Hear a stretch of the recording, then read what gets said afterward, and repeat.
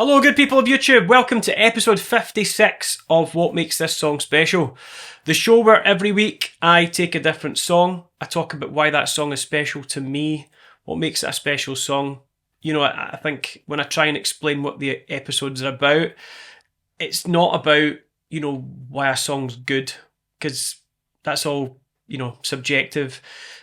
It's not why the song's so technically, wonderfully musical. Sometimes it's a really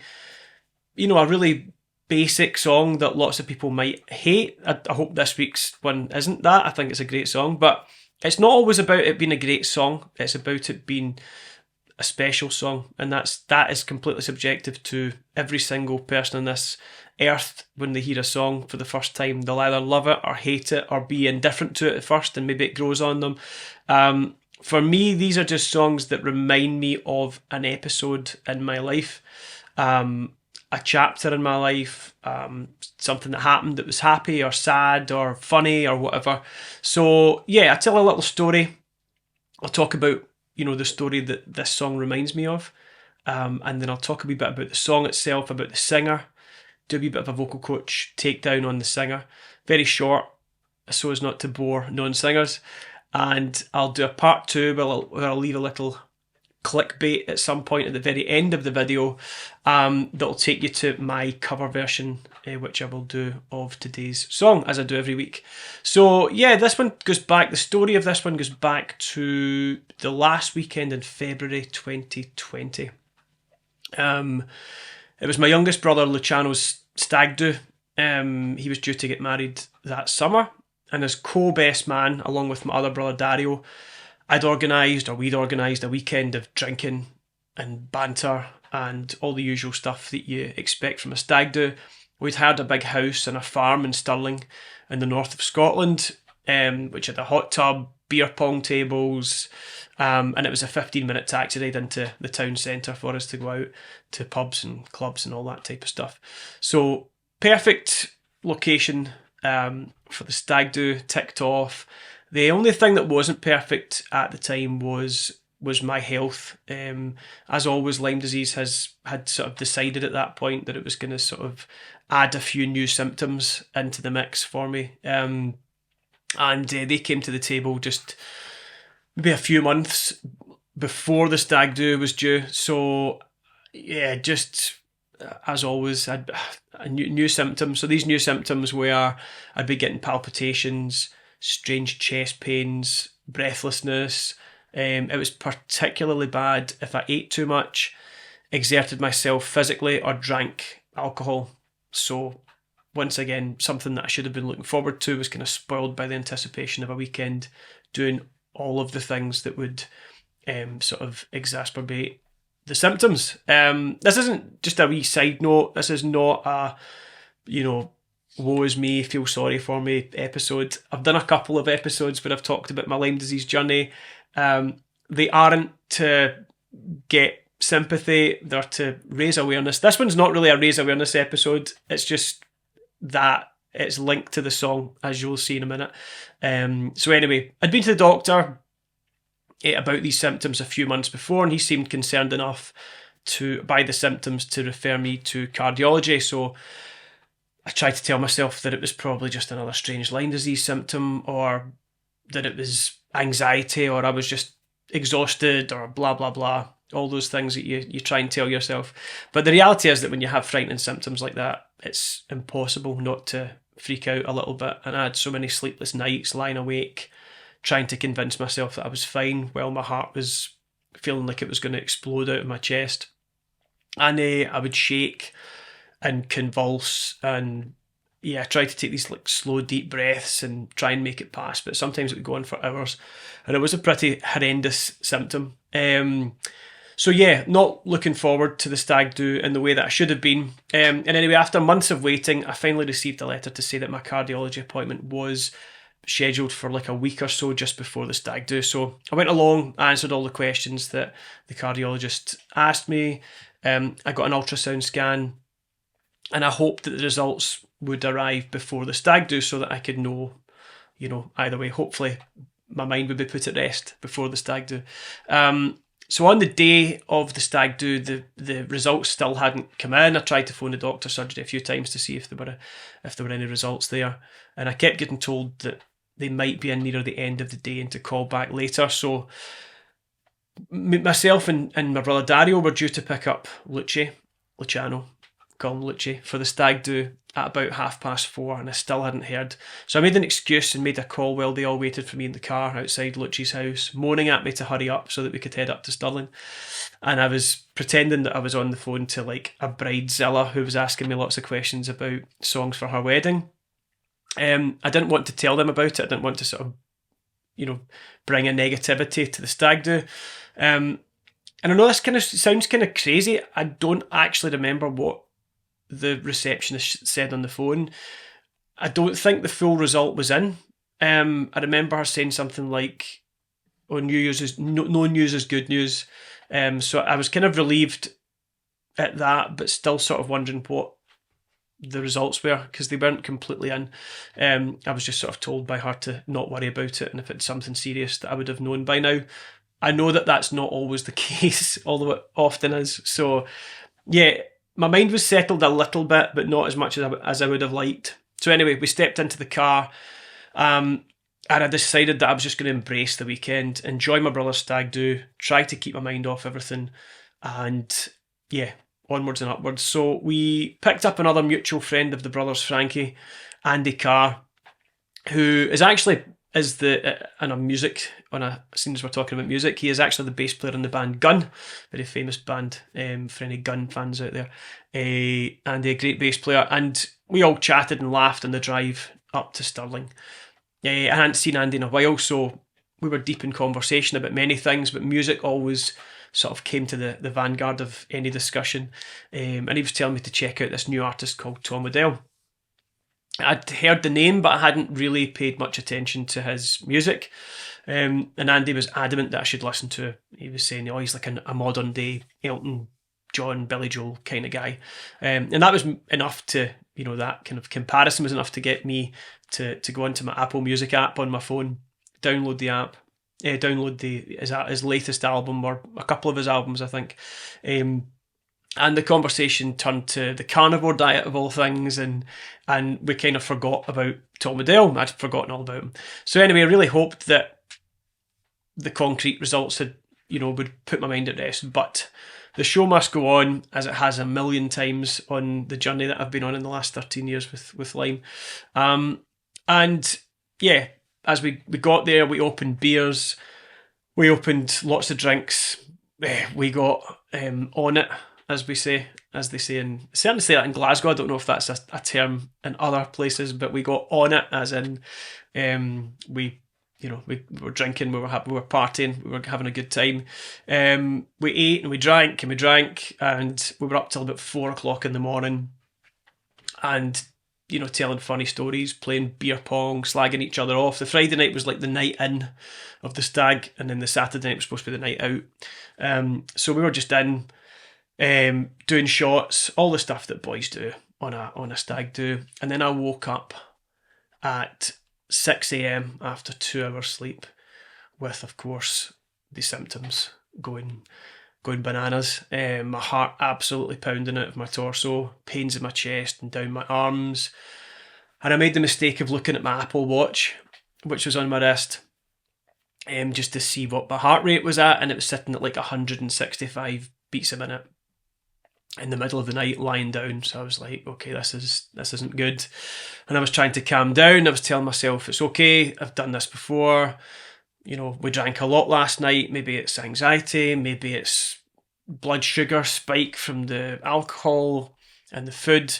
But it didn't really help, because that whole kind of, what if I'm having a heart attack, thought kept entering my mind, and I was just trying to put that away out of my mind and think it's all going to be okay. Big deep breathing exercises. And I had my headphones, or my AirPods in, and I was just watching like YouTube videos and junk on my phone to try and keep my mind off of the fact that my heart rate was so high, and all these symptoms were kind of increased. And yeah, and every so often I would check my watch to see if it had calmed down. It was still sitting at like 160 to 170 beats a minute. And I had this internal convulsive shaking that I could not, like shivering, like my nervous system was shutting down. Like I was lying on a sheet of ice and couldn't heat up, even though I was underneath blankets in a warm room.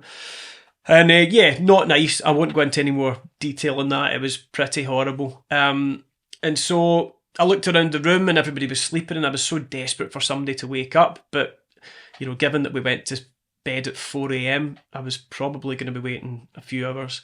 And I didn't want to go downstairs because there were folks sleeping everywhere. I didn't want to wake everybody up. And so again, trying to keep my mind off things, I decided, or just remembered, that Andy had mentioned the Tom Odell album. I thought, if, rather than listening or watching videos, maybe if I just listened to some music, I would fall asleep and then wake up and it would all be over.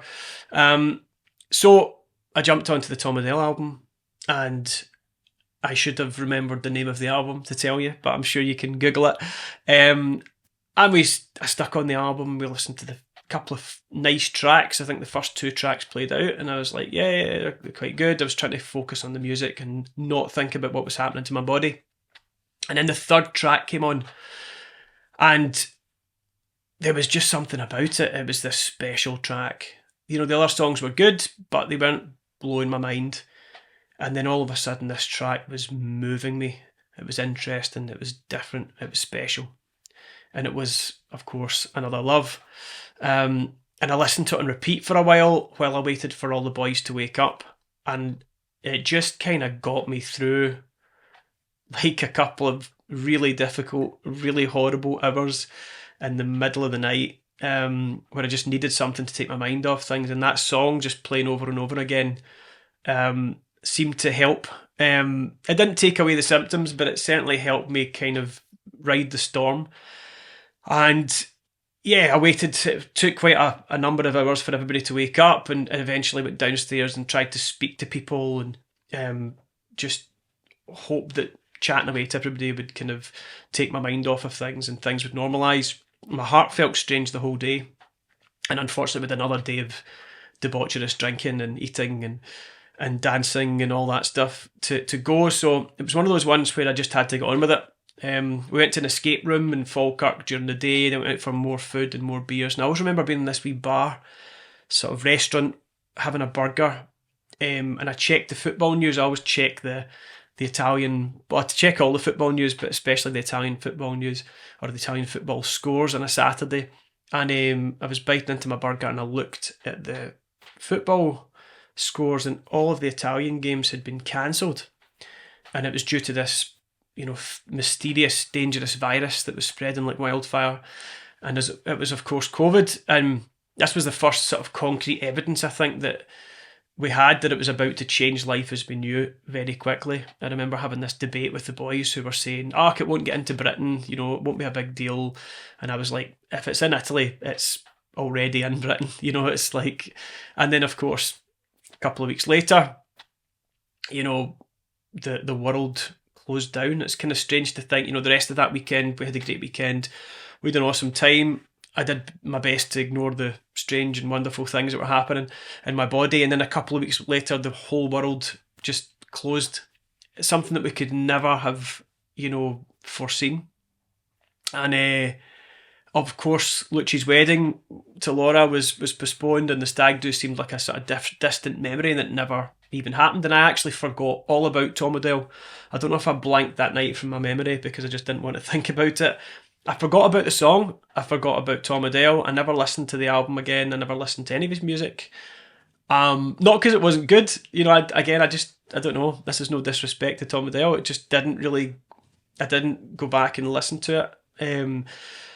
And of course, a few years passed, and then a few weeks ago, I was scrolling through TikTok, and Another Love came on, and it sort of stopped me in my tracks. I'd forgotten all about it, and it just took me straight back to that night in Stirling on Lucci's stag do, lying there in the middle of the night.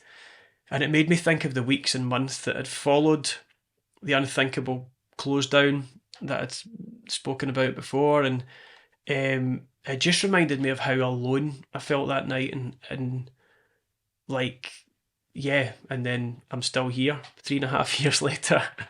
And it kind of made me emotional because that's what music does. It's why I make these episodes. As I said at the beginning, this music is the soundtrack to our lives. These songs, everybody's got different songs that make up their soundtrack, and that's what makes them special to us in different ways, and trigger us and take us on journeys of memories and nostalgia, good and bad, happy and sad, and all the in-betweenies. So yeah, there's my wee story. That's my wee story this week. I'll talk a little bit about the song. The song has had quite a big journey. It was actually released in 2012 originally, so 11 years ago. And it didn't become that well known until about a year later, when it started to chart in many European countries, including the UK. Tom Odell had quite a slow rise to fame in comparison to many artists today. A lot of time, artists today, a song blows up on Instagram or on TikTok, and all of a sudden there's a new celebrity that's a week old, off the back of one song or a bit of a song.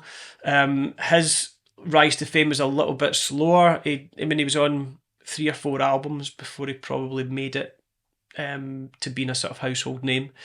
And again, I didn't really hear people talking about him much until maybe 2018, 2019, as I said, I think, when he kind of released his maybe 3rd album. Maybe I was just living under a rock and maybe people were talking about him, but I don't really feel like he was spoken about until round about that time. And then Another Love, definitely his biggest hit. And the gulf between that song's success and his other songs grew even more in the last year or so, due to lots of people making videos protesting Russia's invasion of Ukraine. For some reason, lots of those anti-war sort of protest videos on TikTok used Another Love by Tom Odell as the soundtrack. I've no idea why. I don't know what the significance was. I suppose lyrically, I don't know. I don't know if it makes sense, but they used it, and the track re-entered the charts again over a decade after its original release. So that's really impressive that it's had that kind of journey. As always, I talk a little bit about the singer. Tom Odell has a great storyteller's voice. It's current sounding without being too annoying in a cursive or overly quirky way. It's a sort of good old-fashioned singer-songwriter voice, and he delivers his lyrics clearly and eloquently without it sounding too musical theatre. His range is decent, although he does tend to stay around E to sort of E sharp, that's a new note, E to F sharp, above middle C most of the time, which is sort of classic baritone territory, although anybody that knows me or who has ever worked with me as their vocal coach knows that I hate voice categorizations, so I'm not pigeonholing him at all as a baritone, but that's kind of where he tends to live in his songs. He also has a little bit of fry in his low notes, which adds to more of an interesting nature, and he has that gaspy breathing technique which in between phrases, which I'm not the biggest fan of, but it can definitely add sort of emotion to a lyric, which is a really cool thing to add in. So there you go, a wee episode, a wee story, a wee bit of chat about the song and about the singer. And yeah, that just leaves me to thank everybody for watching. Please share, like, subscribe, and hit the link that's about to flash up here to listen to my version of Another Love by Tom Odell. Thank you.